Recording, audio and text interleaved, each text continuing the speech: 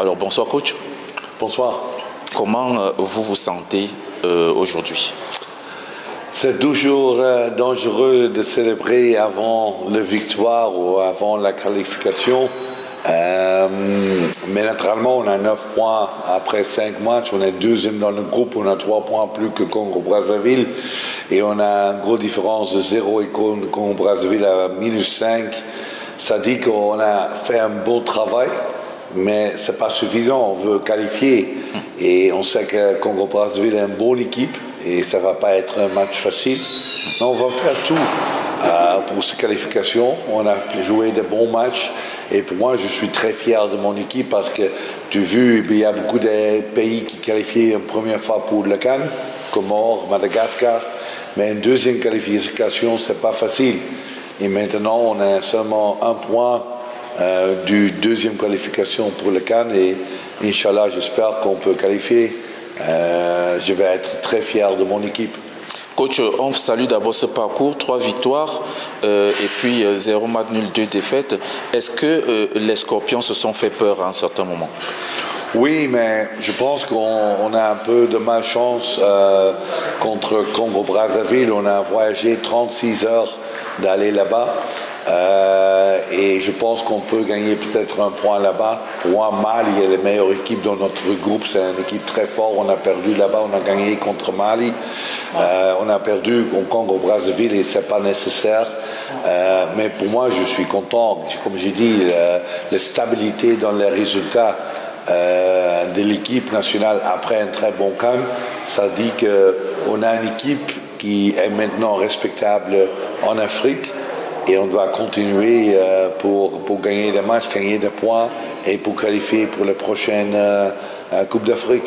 Justement, parlons de la dernière Coupe d'Afrique des Nations où vous avez fait un parcours honorable et vous rééditez cela avec les éliminatoires. Est-ce que vous tenez vraiment à faire plus que ce que vous avez fait l'année dernière au Cameroun? C'est difficile de dire. La première fois, on est le grand surpris. Il y a beaucoup de peuples qui n'ont pas expecté une équipe Gambie qui peut gagner un match. On a gagné directement contre Mauritanie, après match nul Mali, gagné contre la Tunisie et une victoire contre Guinée-Conakry. Naturellement, c'est fantastique. Pour encore une fois faire le même travail, c'est possible parce qu'on a des joueurs qui sont développés, mais il y a aussi des joueurs qui sont abondés le football, mais ce n'est pas facile. Comme je dis avant, les pays comme Comores, comme Madagascar qui jouent un très bon CAN et après ils ne sont pas qualifiés, et c'est toujours réaliste, on n'est pas là, on va faire tout pour être qualifié demain. Et quand on est qualifié, naturellement on va aller au CAN avec l'ambition de faire la même chose comme le premier CAN. Mais il n'y a rien de garanti. Le football, il y a beaucoup de grands pays qui sont là et il y a seulement un pays qui peut gagner ce titre. Et ça dit qu'il y a toujours des pays qui ne gagnent pas les résultats qu'ils veulent. On doit maintenant concentrer pour le match contre Congo-Brazzaville et après on va voir. Vous avez fait un bon séjour en Europe où vous étiez en supervision de vos joueurs. Si je vous suivais minutieusement tout le temps, est-ce qu'on peut revoir le même groupe de la CAN ou alors il y a eu des réajustements? Si oui, à combien de pourcentage à peu près? Oui, il y a toujours un grand pourcentage de joueurs qui ont joué le premier CAN pour nous et qui sont là. Je pense que peut-être 70% sont les mêmes joueurs. Mais il y a de nouveaux noms, il y a des noms qui sont abondés le football et qui sont abondés l'équipe nationale après le dernier CAN. Il y a de nouveaux alternatives, il y a beaucoup de talents, de jeunes joueurs. On pense à Yankuba Mindy du Feyenoord qui a signé aussi avec Newcastle. Il n'a pas là le premier CAN, mais aussi des joueurs qui jouent dans la qualification au premier CAN, mais qui n'a pas joué le CAN. Alassane Mane et Hamza Berry qui est blessé au premier CAN. On a presque la même équipe, mais il y a des autres talents qui est là. Et Inch'Allah, je pense que l'équipe est forte, mais comme je dis, on n'est pas là et je ne veux pas parler plus du CAN. On va être qualifié au début et après je peux parler du CAN. On voit quand même des choses en train de germer. On a vu l'équipe nationale junior lors de la dernière compétition se qualifier, c'était pour la première fois et vous avez d'ailleurs soutenu cette équipe.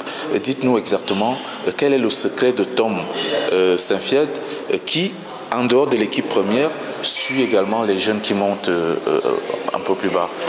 Mon secret pour l'équipe jeune est très limité et très minimal. C'est le travail de l'entraîneur de l'équipe moins 20 et moins 23 et moins 17 qui fait tous les entraîneurs font de bon travail aux fédérations, supporté par un directeur technique, M. Sangandong, qui fait un très bon travail, et avec aussi supporté par la fédération, le président, vice-président et tous les membres du comité.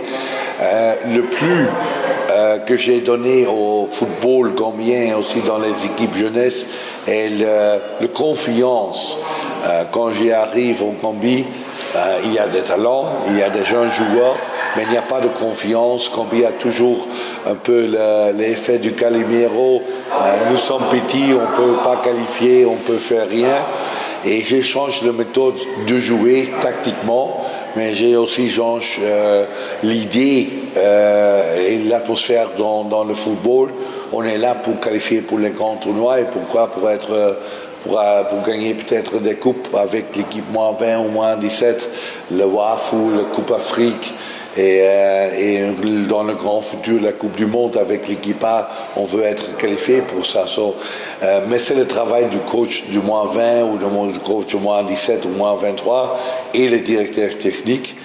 Tout l'honneur est pour les entraîneurs là-bas.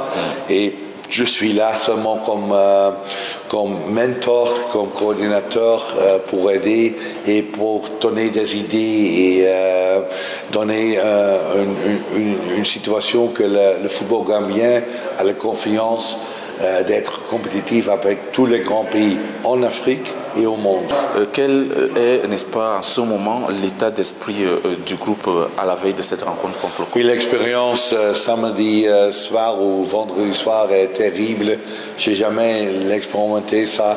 Aussi pour mes joueurs, on n'a pas dormi, on a resté aux piscines toute la nuit. Il y a des joueurs qui dorment aux côtés du piscine. Moi, je dors 2 heures, je pense, dans les dernières 88 heures. 88 heures. Mais on a fait tout pour concentrer pour le football. On a fait le dernier entraînement aujourd'hui et je pense que les joueurs sont prêts, mais pour moi, je ne peux pas comprendre pourquoi on doit jouer ce match. Mais c'est la CAF qui a dit on va jouer. Et pour moi, ce n'est pas une décision correcte, mais je ne peux pas changer. Je pense que mes joueurs sont prêts, on va voir dans le match et Inch'Allah on peut qualifier.